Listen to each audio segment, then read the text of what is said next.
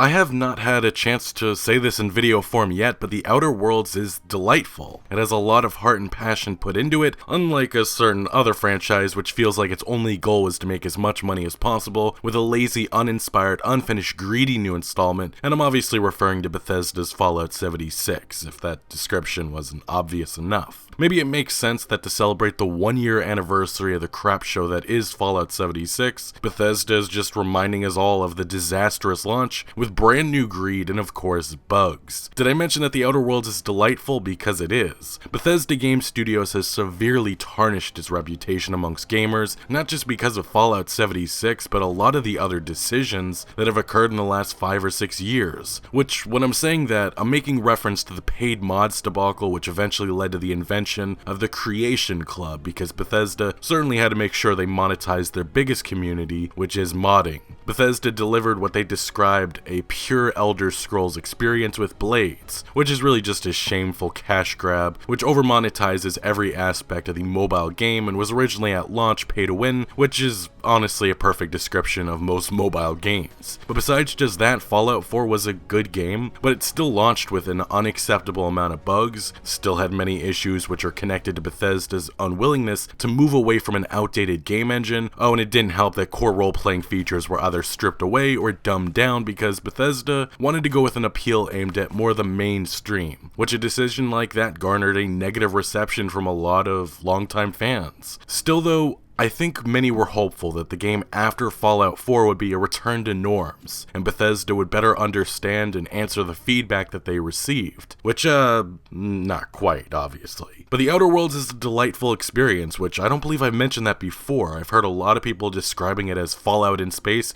which I don't think that does the game justice, because it's more of Fallout, Mass Effect, and I guess Bioshock, that style at least, in space, which is honestly delightful. Anyway, we got a lot to discuss with both The Outer Worlds and Fallout 76, but if you go on to enjoy this content and want to show your support for gaming videos like this, please consider hitting that like button, subscribing for more, and turning notifications on so you do not miss out on any new content. For the last few days, I've been spending a lot of time with The Outer Worlds, and what I find so surprising is how Obsidian nailed giving players that Fallout New Vegas-like experience we've all been craving. This ultimately is what Obsidian wanted to achieve with The Outer Worlds, and in my opinion, they did just that.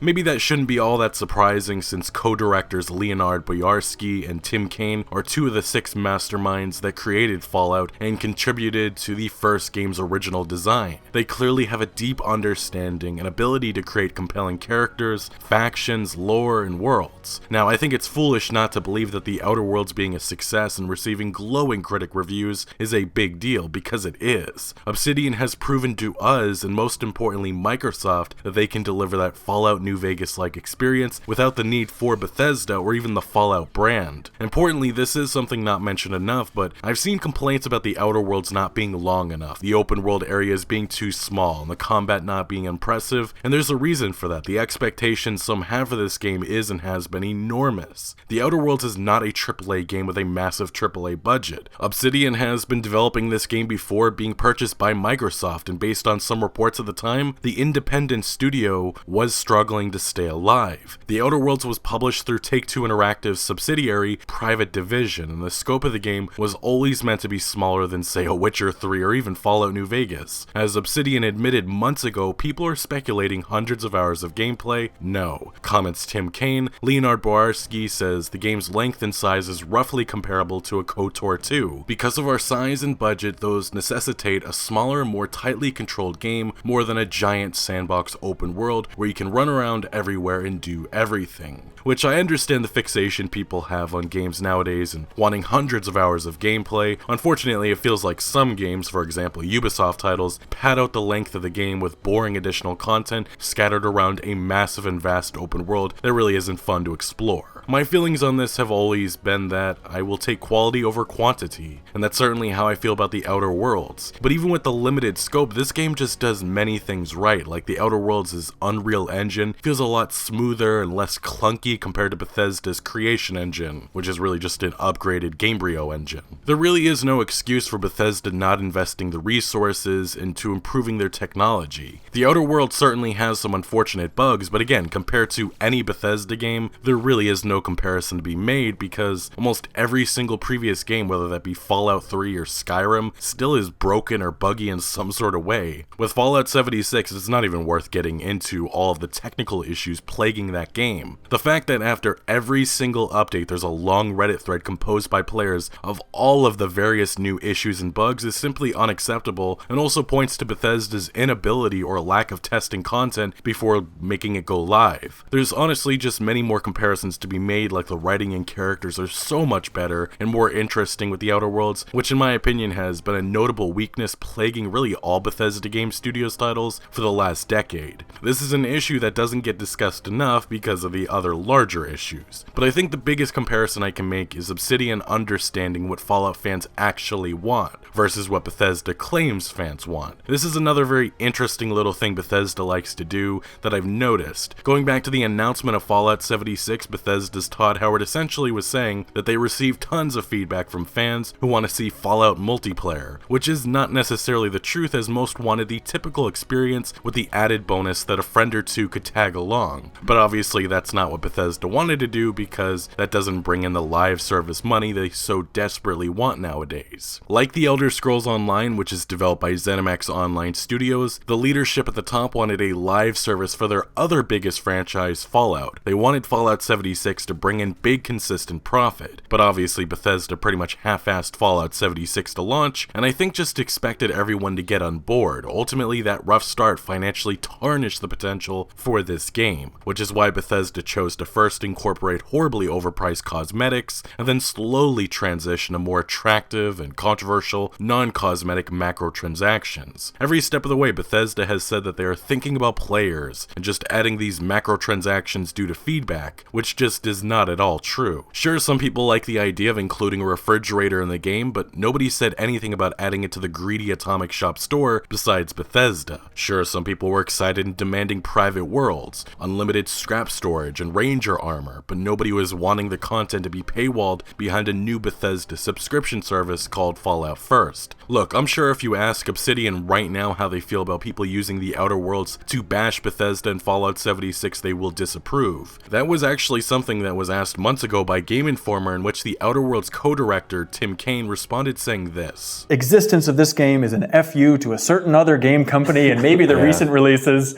What do you guys think of that angle? I remember telling a friend of mine it's disheartening when your game is used to tear down another game. When people aren't excited because your game is going to exist, they're excited because your game is going to show up another game. It's like, that's not what we're making this for. We're not making this to make anybody not want to play something else. Furthermore, Obsidian's CEO also gave a response saying that this isn't meant to be negative, it can probably be taken as negative. We really enjoyed making Fallout New Vegas, and people really enjoy Fallout New Vegas. Bethesda is looking to take the Fallout brand in a different direction. There's nothing right or wrong about that. That's their choice, they own it, they can do what they want with it. But in our mind, there are people that enjoy where Fallout was. That is what we wanted to do with the Outer Worlds, to give people that. And you know what? Maybe that's a bad decision from the standpoint of the number of people that will buy it. I don't know.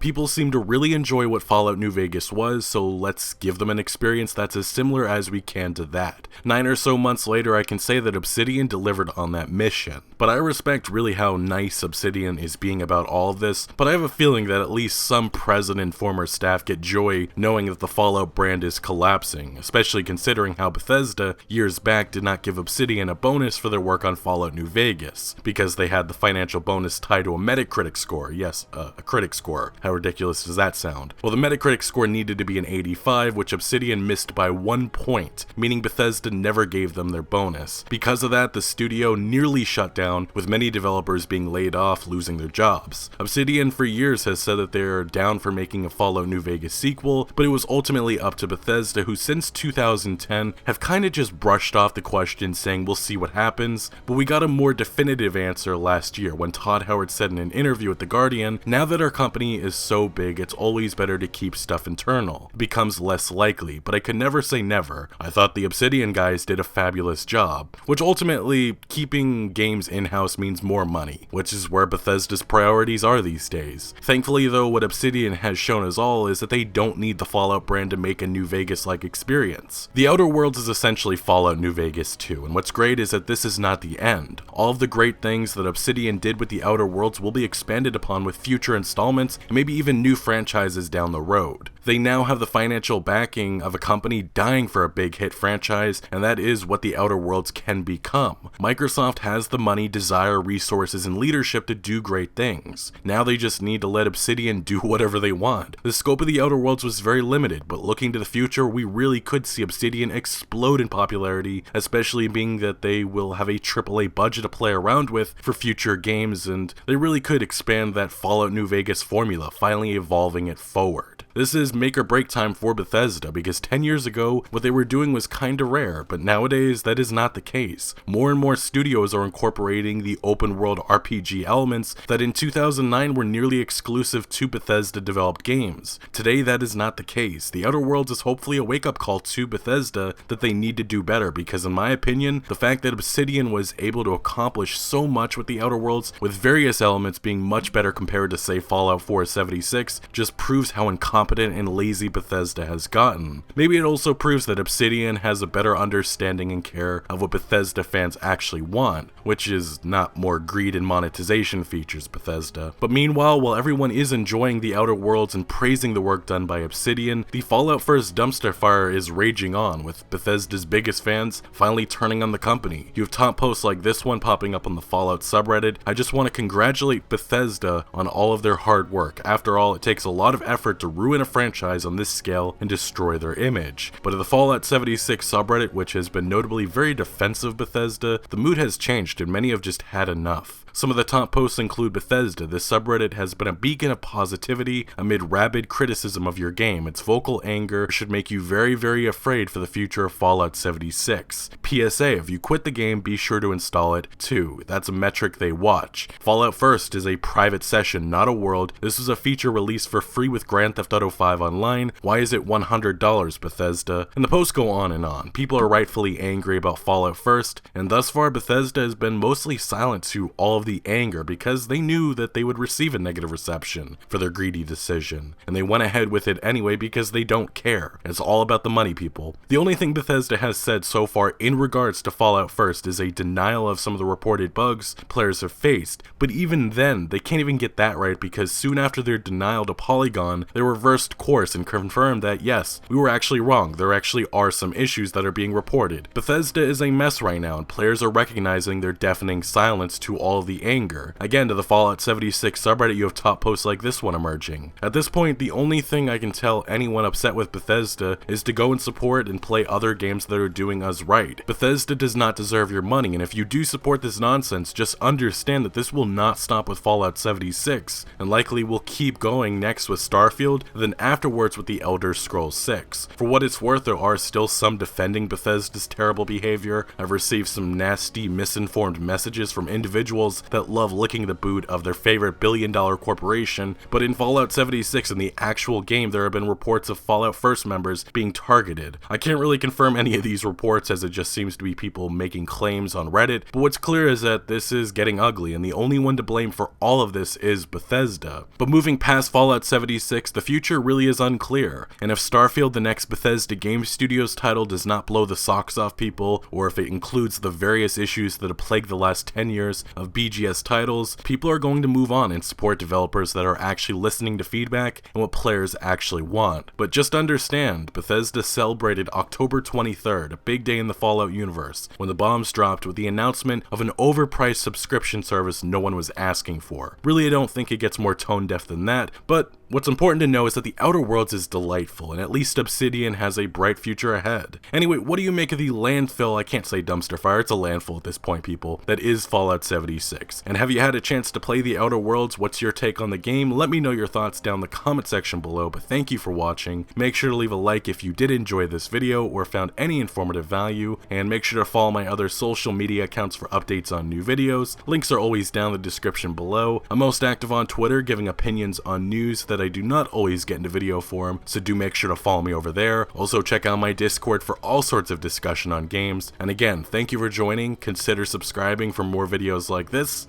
and I'll see you later.